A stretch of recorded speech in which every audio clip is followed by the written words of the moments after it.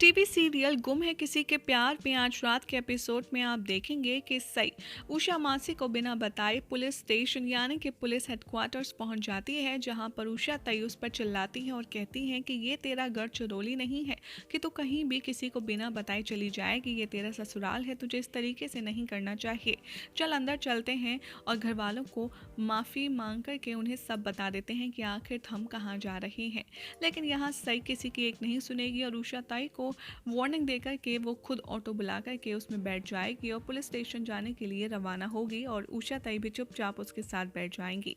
दूसरी तरफ आप देखेंगे कि अश्विनी बार बार सबसे पूछेगी कि क्या हुआ मेरे जाने से बाद, आखिर आपने सई को ऐसा क्या कह दिया कि वो इतने ज़्यादा गुस्से में यहाँ से चली गई, क्या हुआ क्या नहीं। इस बात की ही अश्विनी ताई कश्मकश में फंसी हुई नजर आएंगी, जहाँ पर पाखी विराट के कमरे में जाएगी और उसे चाय देने के बहाने से कहेगी कि विराट आज सई ने जिस तरह से तुमसे बात की मुझे बिल्कुल भी पसंद नहीं आई। विराट कहता है तो मुझे भी तो कुछ समझ नहीं आ रहा कि आखिर मैं करूं तो क्या करूं। यहाँ पर पाखी विराट को भड़काती है और कहती है कि तुम उसे भूल जाओ। जैसे ही विराट ये बात सुनता है वो गुस्से भरी निगाहों से पाखी को देखता है और कहता है कि क्या मतलब। तो पाखी यहाँ अपनी ही कही बात को संभालती है और कहती है कि नहीं, मेरा मतलब है कि तुम उसके बारे में सोचना बंद कर दो। अभी तुम्हारी जॉब पर बात आई है, तुम्हारी ऑफिस में बहुत ही ज़्यादा टेंशन वाली सिचुएशन है, तुम फिलहाल सिर्फ इस प्रॉब्लम को कैसे सॉल्व करोगे ये सोचो। और एक रिक्वेस्ट है, तुम सही की ज़िद मानना छोड़ दो। जब तक तुम सही की ज़िद मानोगे तब तक ये सब चलता ही रहेगा, क्योंकि वो अच्छे से समझती है कि तुम उसकी हर एक ज़िद पूरी करती हो और इसीलिए वो मनमानी चला करके सबसे बदतमीज़ी करती है। दूसरी तरफ आप देखेंगे कि सई पुलिस हेडक्वार्टर्स पहुंच जाती है, जहां पर वो कहती है कि मुझे डीआईजी से मिलना है। परमिशन मिल जाने के बाद वो अंदर जाती है और अपना इंट्रोडक्शन करवाती है बतौर टॉपर और कहती है कि मुझे आपसे 2 मिनट बात करनी है विराट चौहान के बारे में। यहाँ पर डीआईजी सई की बातों से और उसके अंदाज से काफ़ी ज़्यादा इम्प्रेस हो जाते हैं और उसकी पूरी बात सुनते हैं, जहाँ पर सई हर एक चीज़ के कंडीशन में उसकी शादी हुई विराट से वो सब कुछ डीआईजी को बता देती है।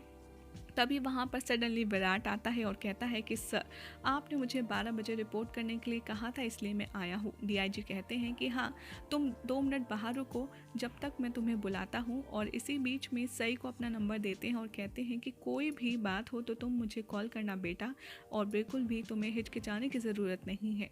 जैसे ही सई कहती है thank you so much sir, तो विराट समझ जाता है कि ये तो सई की आवाज़ है। वो लौट कर आता है और कहता है कि सई तुम आखिर यहाँ क्या कर रही हो।